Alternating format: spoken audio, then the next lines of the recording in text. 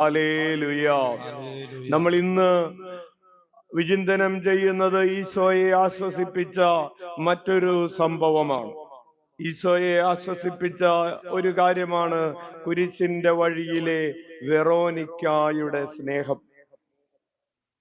കുരിശിന്റെ വഴിയിൽ വെറോനിക്കായുടെ ആ സ്നേഹപ്രകടനം ഈശോയെ ആശ്വസിപ്പിച്ചു.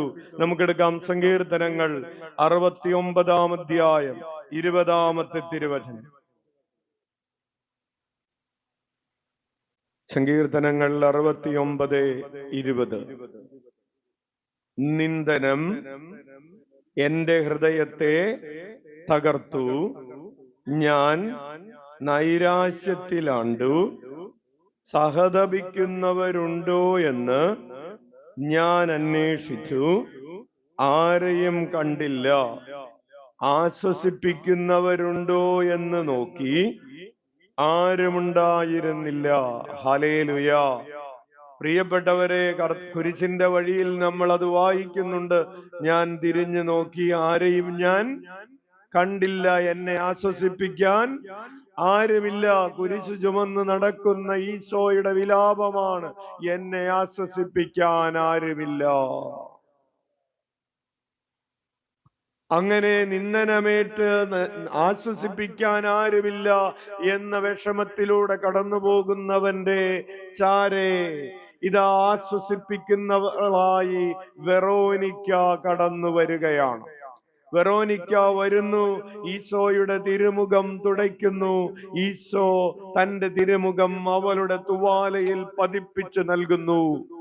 നമ്മളും ഈശോയോട് പ്രാർത്ഥിക്കുകയാണ്, ഈശോയെ നിന്റെ തിരുമുഖം തുടയ്ക്കാൻ എനിക്കും ശക്തി തരണമേ. നിന്റെ തിരുമുഖം എന്റെ ആത്മാവിലും പതിപ്പിച്ചു തരണമേ. ഹല്ലേലൂയ. പ്രിയപ്പെട്ടവരെ, പറഞ്ഞു വരുന്നത്, ഈശോയ്ക്ക് തന്റെ സങ്കടങ്ങളിൽ കൂടെ നിൽക്കാൻ ആശ്വസിപ്പിക്കുന്നവരെ ആവശ്യമുണ്ട്. എന്താണ്? തന്റെ സങ്കടങ്ങളിൽ, തന്റെ വേദനകളിൽ തന്റെ കൂടെ നിൽക്കാൻ ഇന്നും ഈശോ സഹിച്ചു കൊണ്ടിരിക്കുകയാണ്, വേദനിച്ചു കൊണ്ടിരിക്കുകയാണ്. അമ്മ ത്രേസ്യ ഓരോ രാത്രിയിലും സഹിക്കുന്ന ഈശോയെ, ഗെത്സമൻ തോട്ടത്തിൽ രക്തം വാർത്ത് പ്രാർത്ഥിക്കുന്ന ഈശോയെ കണ്ടിരുന്നു. അങ്ങനെ ഈശോയ്ക്ക് ഇന്നും തന്റെ കൂടെ തന്നെ ആശ്വസിപ്പിക്കുന്നവരെ ആവശ്യമുണ്ട്. മത്തായിയുടെ സുവിശേഷം 26 അധ്യായം 38 തിരുവചനം. മത്തായിയുടെ സുവിശേഷം 26:38.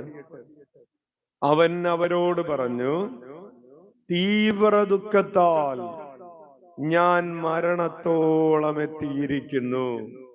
നിങ്ങൾ എന്നോടൊത്ത് ഉണർന്നിരിക്കുക. വലതുകരമുയർത്തി വീശിക്കൊണ്ട് അവൻ അവരോട് പറഞ്ഞു, തീവ്ര ദുഃഖത്താൽ ഞാൻ മരണത്തോളം എത്തിയിരിക്കുന്നു. നിങ്ങൾ എന്നോടൊത്ത് ഉണർന്നിരിക്കുക. Hallelujah, hallelujah. ഈശോ തീവ്ര ദുഃഖത്താൽ ഇങ്ങനെ മരണത്തോളം എത്തിയിരിക്കുമ്പോൾ നമ്മൾ ഉണർന്നിരിക്കണമെന്ന്, ഈശോയോടുകൂടെ ഇരിക്കണമെന്ന് ഈശോ ആഗ്രഹിക്കുകയാണ്. അത് നേരത്തെ പറഞ്ഞിട്ടുണ്ട്, മരിക്കുന്ന ആൾക്കൊരാഗ്രഹമുള്ളൂ, തൻ്റെ പ്രിയപ്പെട്ടവര് തൻ്റെ കൂടെ ഒന്ന് ഉണർന്നിരിക്കുക എന്നതാണ് മരിക്കുന്ന ആളുടെ ദാഹം.